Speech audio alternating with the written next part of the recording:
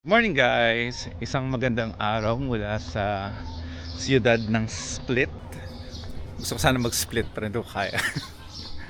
It's my third day here in Croatia. Agang-aga kasi 5:30 pa lang ng umaga. Pero liwanag na, no? It's currently 5:30 in the morning and I'm walking to the bus station kasi papunta tayo ng Dubrovnik. We'll take the bus going to Dubrovnik. So meron kami book na tour doon. So we're gonna spend the whole day there. Yesterday was okay naman. After kong makabalik ng hotel, kapagpahinga naman ako mga konti. Mga isa't kalahating oras lang. Tapos lumabas agad ako. And then, naglakad-lakad ako papunta dun sa may city center. Doon sa may Riva. Pero instead of walking through Riva, nagkumanan ako. Sayang, hindi na ako nakapag-vlog kahapon kasi gusto ko ng me time. But anyway, siguro later or bukas pwede ko siyang mapakita. Maganda siya sa hapon kasi parang palubog na yung araw, ganyan. Tapos may mga tao tumatambay. Malapit siya sa may port. So may area doon na pwedeng tumambay, may mga nagiinuman pa nga eh. Tapos I went back to the flat mga 9:30 na ng gabi kasi yung usapan namin magkikita kami na alas 6 ng umaga. Yung tour namin 12 noon pa, pero siguro gusto niya maaga. Kasi yung bus daw is like 3 to 4 hours, so depende daw sa ruta. So ayun, mas maganda kung maaga siguro. Tsaka doon na kami bibili ng tickets. Iba yung aura niya ng ano ha. Umaga ha. Walang katao-tao. Ang ganda dito sa city center, no? Iba yung aura pag normal day, iba yung itsura niya, iba yung vibe kapag gabi, makita mo yung ilaw. And then iba din pag sobrang umaga. Ako na siya.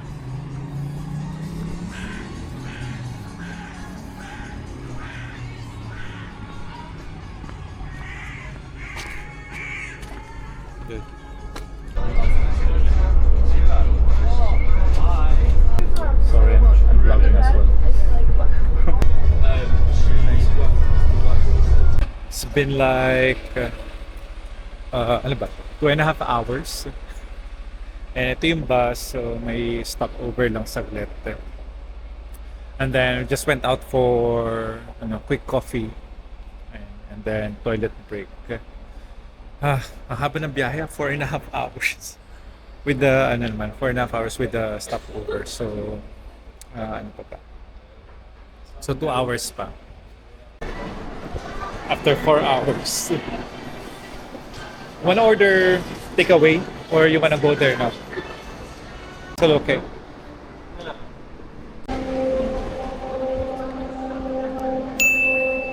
Exit.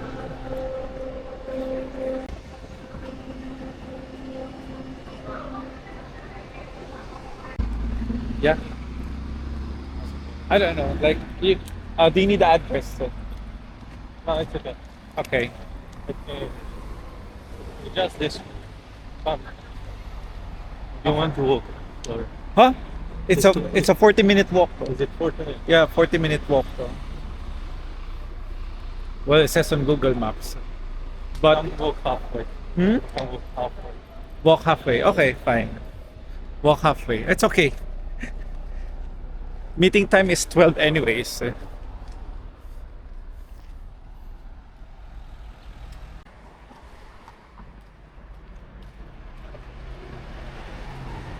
Ganda, super ganda, nice. Andre, ayaw namin mag-taxi. Kasi 25 euros minimum for a 5-minute ride. Mahal. Pero it's a 35-minute walk papuntang meeting point. So, decide kami maglalakad na lang kami. Kaysa mag-Uber. Pero sana mabutan namin. So Leslie, the mic check to make sure everything's properly. On the side of the device, there's a small little switch. So we're starting. Suddenly you see half the cast and their costumes going up to film, and you shout like high five them, they will high five you back. So you know what? It wasn't such a bad day after all. So when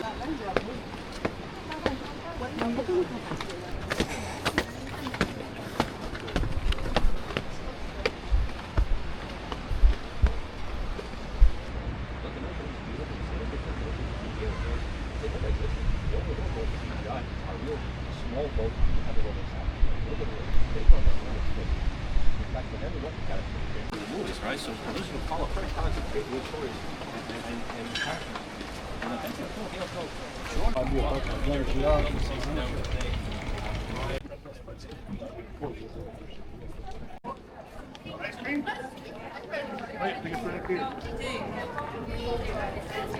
Okay, we're back to the Old Town Dubrovnik.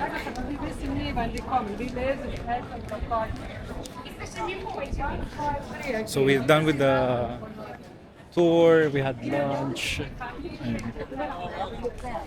and then we had 2 hours free time para bumalik to Split. Kasi yung bus namin is in the next 2.5 hours.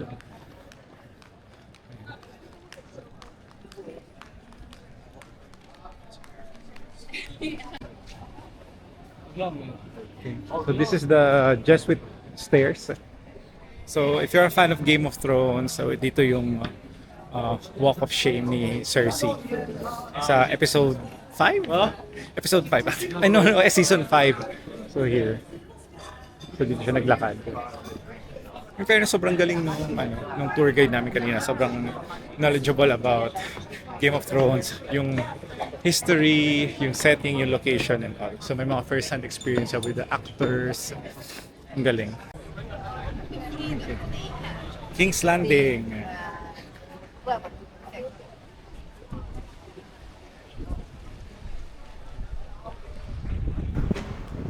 Hey guys! Kamusta naman kayo dyan? And it's my 4th day in Croatia.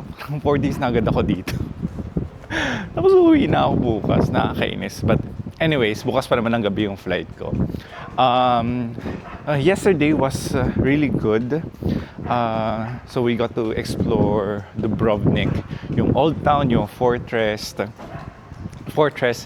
and I mean yung old town, yung fortress, and also yung Game of Thrones film location.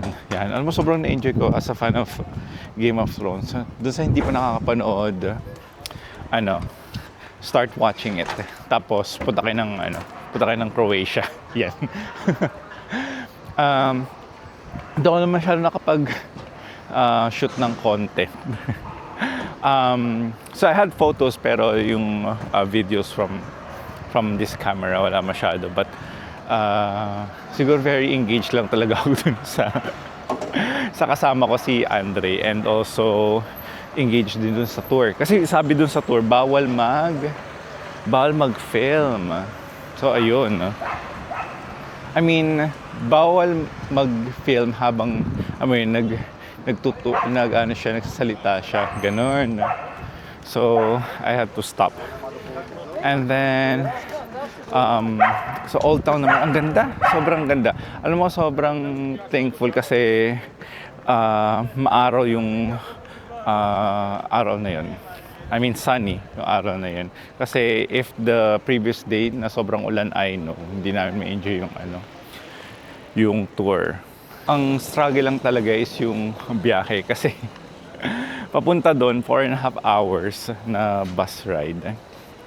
And then dumating kami doon ng mga 11:40. Ayan, 11:30.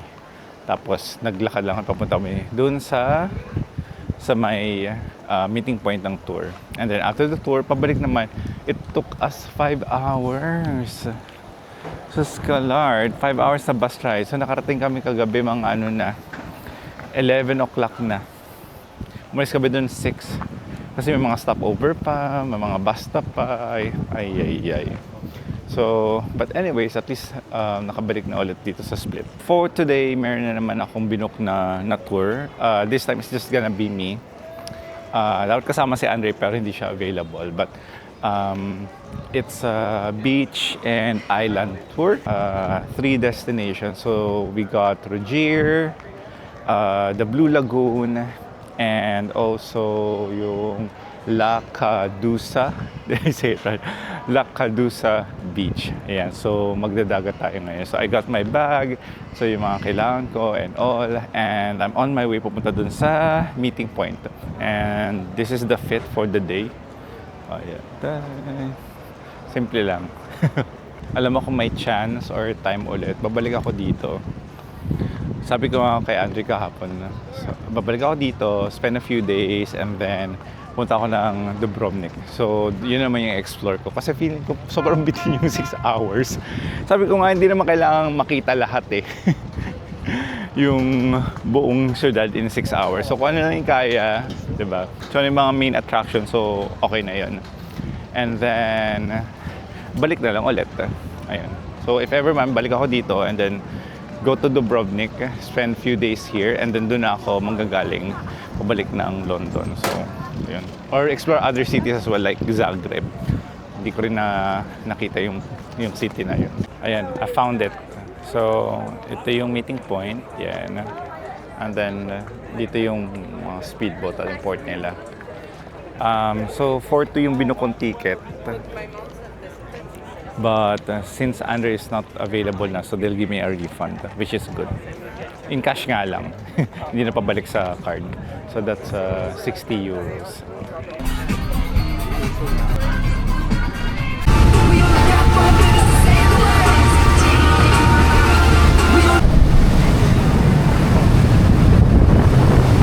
We're now on our first stop for this tour.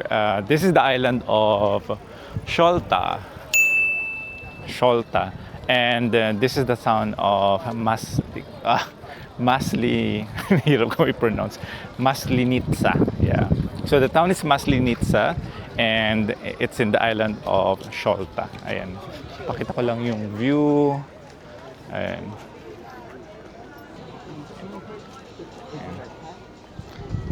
Ayan, sabi nung tour guide, si Piero at si Mickey.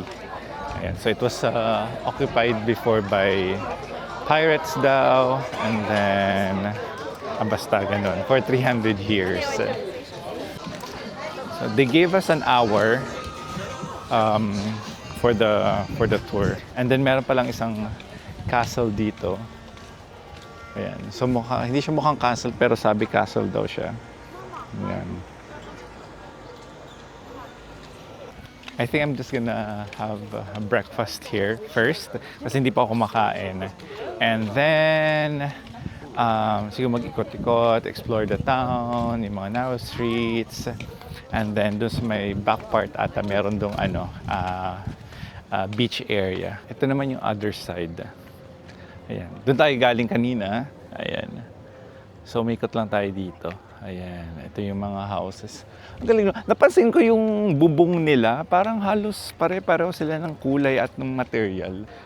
Kaya yung nasa Dubrovnik ako, so maganda yung tingnan from the top kasi yung mga bahay pare-pareho ng kulay. Ang galing. Ang ganda. Alam mo parang siya, meron siyang hawig sa Italy. Parang hawig ng yung mga bahay, yan. Actually, sa pagkain din kasi sabi ni Andre, Croatia was also under the Venetian Empire. Yun. Pero that was years after the Roman Empire. So, Venetian, from Venice. Ayun. Share ko lang, no? So, ang sabi kasi, Croatia is not originally part of EU or yung European Union. So, EU kasi is a group of European countries. So that includes yung Spain, yan, Italy, France. UK used to be part of the EU pero umalis sila nung 2016 ata. Parang doon nag-start. And then Croatia joined EU in 2013. So sabi ni Andre, nung nag-join daw sila ng EU, 10 years, more than 10 years ago. So doon daw nag-start yung nag-boom talaga yung tourism sa Croatia. Actually, ang daming talagang turista, which is, I can't blame them. Ang daming magandang islands, ang daming pwedeng puntahan. So you got beaches, you got islands, you got yung nature, may mga waterfalls pa nga dito eh, diba? And caves.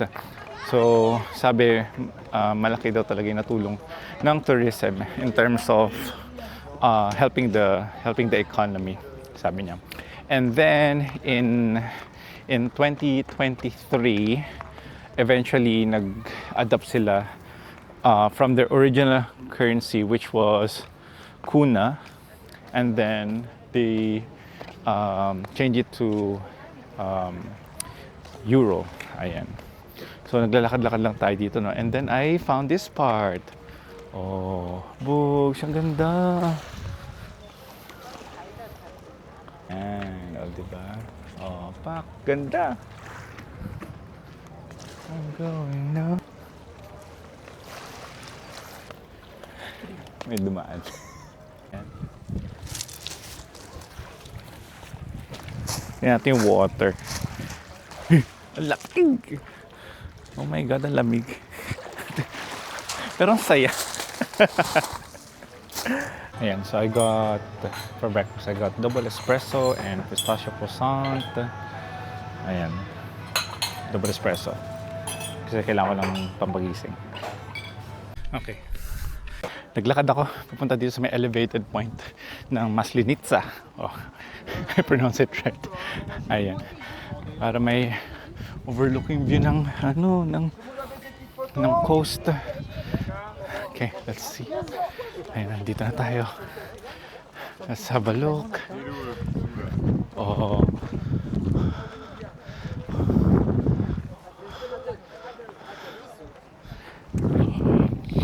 Ganda.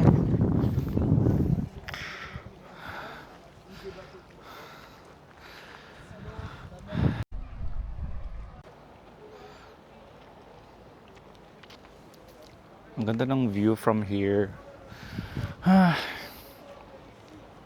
Parang bitin yung isang oras. Meron na lang ako 16 minutes. Tapos maglalakad pa ako. Ayan.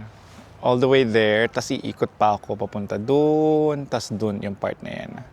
So itong part na yan. Yan lalakarin ko. Pero feeling ko kaya naman siya ng 10 minutes. Pero sige. Gusto ko sana makabalik doon 5 minutes before 11:20. Para at least may time pa. Diba? Just in case. Tapos, wala akong souvenir na mabili. No, kailangan ko. Sige, balik na tayo doon. Para at least kung meron makitang souvenir, makabili pa. Tapos makabalik sa boat on time.